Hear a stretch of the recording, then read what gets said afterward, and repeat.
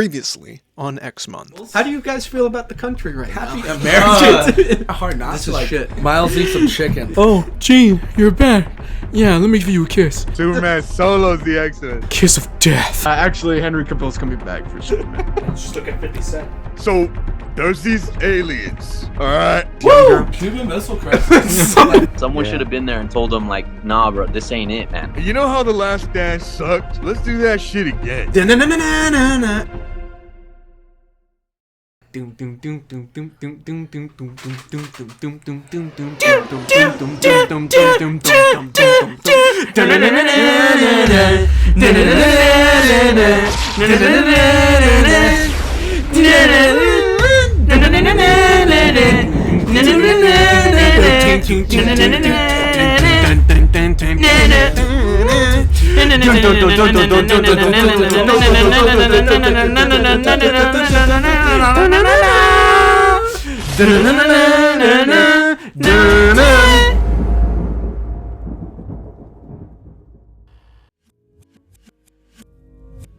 Let's talk about the real films now, okay? The movies that are in line with this month. And the first one we're talking about is 2016 Deadpool. Hey, yeah, I wanna shoot, baby. Packed in your stack, especially in the back, brother. Wanna thank your mother for a butt like that. Yo, shotgun bang. What's up with that thing? I wanna know, how does it hang?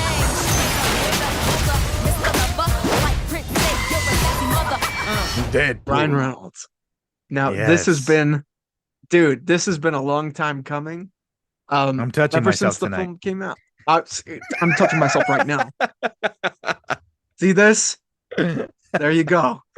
Hell yeah. Scratch it. Scratchy. Deadpool.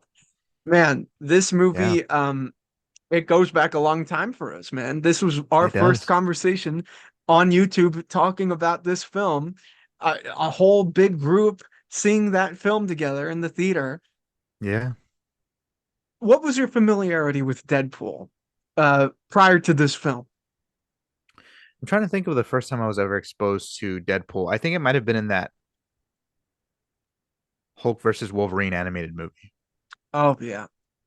I think that might have been my first introduction to Deadpool, but it was probably in some earlier media. I just can't think of it right now, but I remember wanting to see the Deadpool character during the time of Blade Trinity.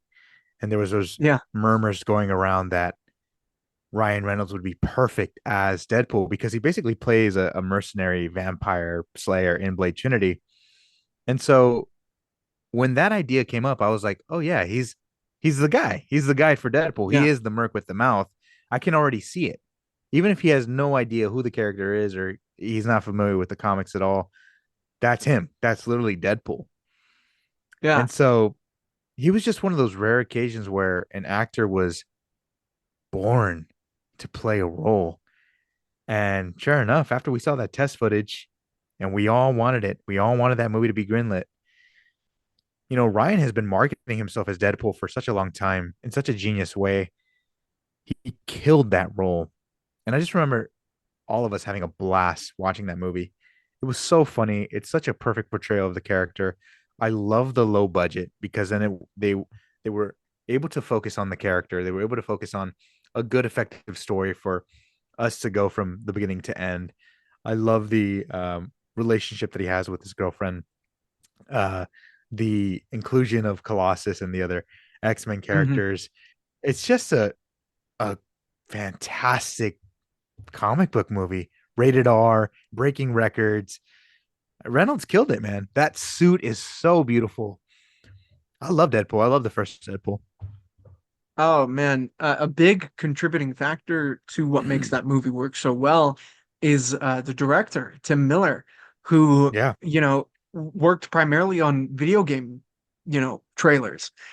His most famous work is probably the trailer for DC Universe Online, where it's like set after the big battle with all the heroes and villains. Superman comes in, he's looking at the sun, and he comes in to fight Lex Luthor saving, and he fights Black Adam, and you see Green Lantern Yeah. there, and Batman's all armored up. So that what works in that trailer is emblematic of what works in this first film, I think, is that they take these extravagant characters and bring them down to such a grounded, real level. And his time working on that, in Blur Studios, I think that's his company actually, Mhm. Blur Studios.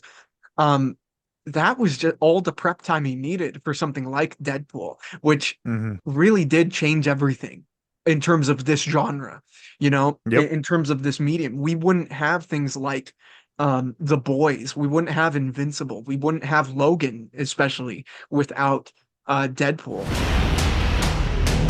What if I told you we can make you better? You're a fighter. We can give you abilities most men only dream of. Make you a superhero. You just promise you'll do right by me, so I can do right by someone else. And please don't make the super suit green or animated. I think that is a lot of that is due to, you know, the love and the patience of Ryan Reynolds, but also the practical direction from Tim Miller. Yeah, no, I completely agree. Tim Miller, I think, was just as much of a star as Ryan Reynolds of that movie. I felt like they kind of did him dirty by sidelining him for Deadpool 2. I feel like that's kind of why Deadpool 2 diminishes, I think, in quality just a little bit for me. That first one really is pretty special. And, you know, speaking of Tim Miller doing that DC Animated Universe trailer, how they haven't contacted him to help with the DC Cinematic Universe is beyond me, because Yeah, my boy knows how wow. to direct and he understands those characters, both Marvel That, and DC. that's such a great point. I can't believe how is he not the first pick for Batman in the DCU? It's ridiculous. Honestly, It's dude, ridiculous. get him, because that's a dude who obviously cares, man. He loves the Serious. characters, cares about the practicality. I really love the way in the first Deadpool film, they're not holding back in terms of the self-deprecation, you know? Yeah. Like Yep. they're making all these jokes about Ryan Reynolds, they're making jokes about Deadpool's first cinematic appearance in X-Men Origins Yep. Wolverine. And you know, they're winning the audience over constantly through the film. Upon my most recent rewatch for these podcasts, I feel weird about this, but I watched it with my mom actually, which I never thought I would ever do. But you know, Ryan Reynolds is Canadian, and that's us. So it goes a long way. I mean, even his charm when he's not doing all the gross vulgarity gore stuff, him making Yeah. a joke like farting and then saying hashtag drive by even makes her laugh. You know what I mean? So Yeah. it's crazy how this character is kind of can appeal to all sorts of demographics, you know, and when you would imagine it would only appeal to a niche audience. Yeah. And I also love how they even have a quick joke on Hugh Jackman with his face over Deadpool for a second. Beautifully sets up the future recollaboration between him and Hugh for Deadpool and Oh Wolverine. yeah. Oh my God. Like obviously, I've been saying this recently, that I think Ryan Reynolds is one of the best producers for film, like ever, of all time. Do you agree with that? What do you think of that statement? Yeah, I think it's accurate. I think he's not only just one of the best producers, but also one of the best marketers of all time. Anything that Ryan has done, he excels in. It could be commercials, it could be for Mint Mobile, it could be for his aviation gin company, whatever His it team, is. his Yeah, football team. Yeah, he knows how to market himself brilliantly, actually, and that's why his finances right now are like out of this world. They got to be. I mean, he got to help me out with some of these bills, man. He's definitely he has more money than a nation for sure. Yeah, I mean, look at the way they're marketing Deadpool and Wolverine. I mean, it's crazy. Yeah. I mean, that movie's gonna break records for sure, man. This Oh yeah. this year, I'd be surprised unbelievable. if it didn't break 1 billion. The marketing has been off the chain. Yeah. Well, let's talk a little bit about the character of Wade Wilson. Wade Wilson is obviously someone who is a mercenary we see him kind of toned down as opposed to his comic version. His comic version, especially at the very beginning, was more of an antagonist, more of a straight up bad guy who was Yeah. softened throughout time. But here, they try to make him a bit more relatable, a bit more likable, which I'm fine with. I'm totally cool with. Right. But what do you think of this type of character to follow for this film? I think he's just a character that is entertaining, and whether you don't agree with the way he behaves or how he talks, he's just somebody that you can't keep your eyes off of, and it's just fun to follow someone along that journey. And as long as you have some other characters that are kind of reasonable, like Colossus and stuff like that, he's like the perfect foil for them. So it works, and clearly this character has a hold over the audience that I think is just fun to follow, to see what he does. You don't know what's going to come out of his mouth. You don't know what he's going to do next. And it's kind of exciting. It's very similar to like how Homelander has a hold on the audience. He's a straight up villain, diabolical psychopath, maniac. But here we have somebody that's kind of on the more comedic relief side of the spectrum that we're also just following along because it's entertaining. Yeah, and I was always curious about how the breaking of the fourth wall would translate in the film. And it's pretty fun whenever he does it. I'm not taken out. I'm listening, I'm there and everything, and I'm enjoying what he's saying. And it's a cool little addition to the character. It's always been, really fun and everything.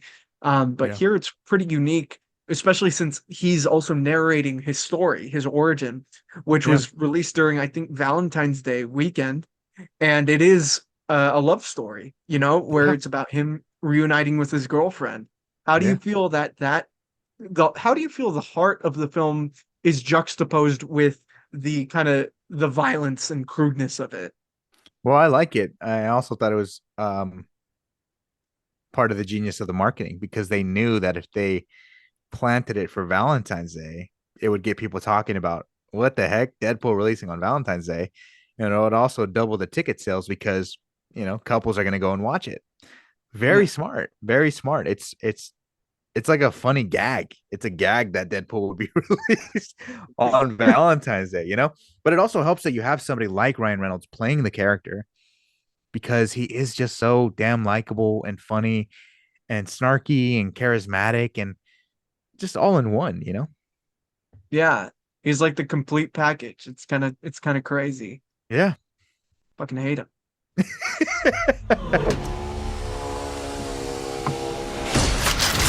Wait! You may be wondering why the red suit. Well, that's so bad guys can't see me bleed. This guy's got the right idea. He wore the brown pants. Cue the music. Oh my God. Well, speaking of like the X-Men factor into this, obviously they have I was about to call it Colossus, not Cyclops. They have Colossus up in here and it's obviously a new version of Colossus where he is actually Russian. He's completely CGI dude. Negasonic Teenage Warhead is up in there. And they kind of introduce him as like the anchor of Wade's morality. Yeah. And that dynamic is always really fun to watch, where he's like the straight man to Deadpool's crazy dude.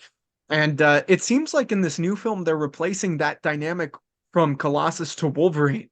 So how do you feel about that? I mean, I love it. I've always wanted to see them together. We saw that dynamic before Colossus in X-Men Origins.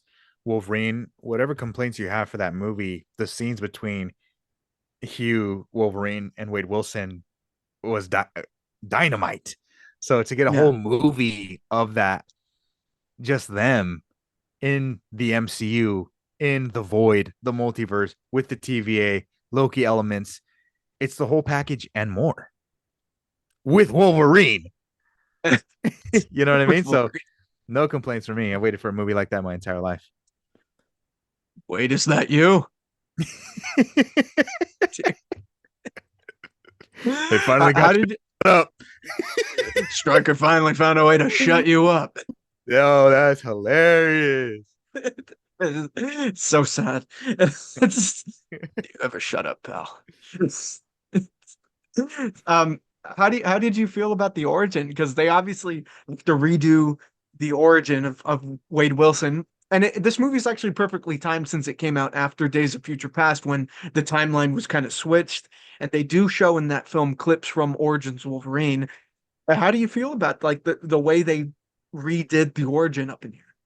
I thought they did a good job, you know. I felt like it was smart for them to give us a heart between the relationship and stuff like that and him getting mutilated. Um yeah, I loved it. I love the story. I love that they were able to um again center it around that relationship while also staying true to the character of being blasphemous and kind of repulsing. And yeah, it was a perfect Deadpool movie for what they went for sure. Yeah. I love how separate it feels from everything else. You know, Yeah. in the first when they're getting into the origin of him being like a mercenary and meeting Vanessa and then getting into this program when he gets cancer.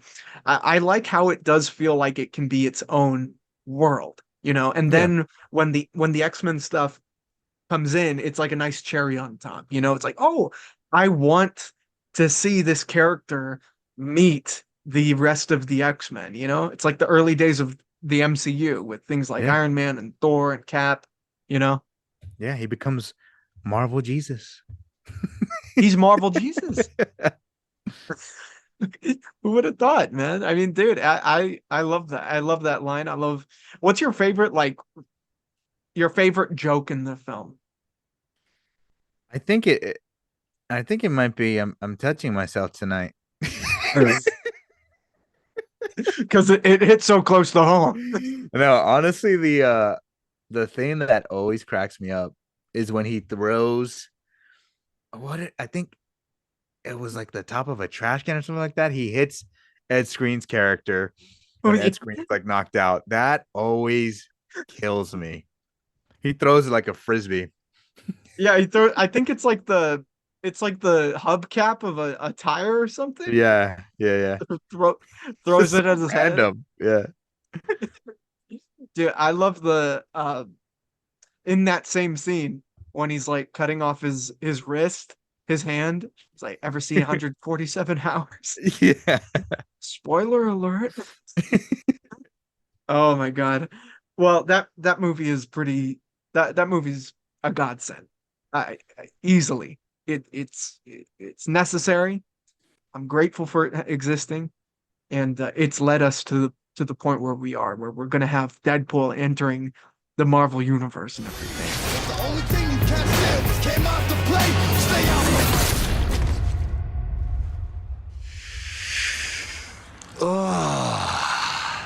I am very turned on right now. He's gonna give it to you. He gonna give it to you. Now, before we talk about Logan and Deadpool 2, I want to know your reaction when you did find out that Deadpool not only was entering the Marvel universe, but when Ryan Reynolds announced that Hugh Jackman was coming back. Oh man. I mean, I felt like we all lost our minds. It was that same feeling of Tobey Maguire and Andrew Garfield Spider-Man No Way Home again. You know, I never thought that they'd be able to match that kind of anticipation again, but after seeing Logan, we were all fine because Logan is a masterpiece. But to hear that they were bringing back Hugh Jackman, it's like, okay, they're bringing him back, and it's got to be for a reason. It's got to be to see him in the MCU, to see him hopefully with the Avengers. It's the best case scenario, and even better with the cherry on top to see him with the yellow costume. And that's exactly what we're getting. It's again the MCU reminding us that they're giving us great stories and they're serving dessert for their fans. It is the best case scenario. Earlier in the podcast, I talked about what if they ended it at Days of Future Past and gave the rights back to Marvel. This is the best case scenario because I'm personally hoping, and I have a feeling it will be, Deadpool and Wolverine will be the No Way Home of the X-Men franchise. If they can get Hugh Jackman to come back, I don't see why they can't get most of the original cast back. I mean, who wouldn't want to be in that film? It's unbelievable. It's unbelievable, and I just can't wait. Yeah, same here. I think it's going to be a night to remember. And honestly, I feel like we're going to lose our voices once we see that mask go on Hugh Jackman. Oh, we will. We will. For sure we will. Come on. All right, man. Well, Angel, I'm going to let you go. And do you have anything last to say about the X-Men franchise? Honestly, the X-Men characters are actually some of the first characters that we connected to as friends. So I've just been really appreciative of all these years of experiencing the movies, whether they've been good or bad. And yeah, man, love the X-Men. Again, this is just the beginning for them in the MCU. God has returned somehow. Daniel, you picked a perfect time because Angel is about to sign off. Oh shoot! All right, I get it. How it is. God, your son Anakin Skywalker. Hell yeah. Okay. All right. You say wait, Anakin, then you hate the Acolyte then. Yeah, this was great. Thank you so much, Angel, for joining. Of It's course, a great man. conversation. Of course. Thanks for having me, bro. Always. Daniel, it was good talking to you, Yeah. bro. It was good seeing you guys, man. Yeah, I'll see you soon. Hey, when is Deadpool Wolverine again? What date? July 25th, I believe. It's on the Thursday of that week. So Oh, it's July. Okay, good. yeah. Okay. We'll see you guys then. I'll remind you guys again, and we're all gonna see it at the Chinese. So yes, Ersky. All right. All right. See ya, man.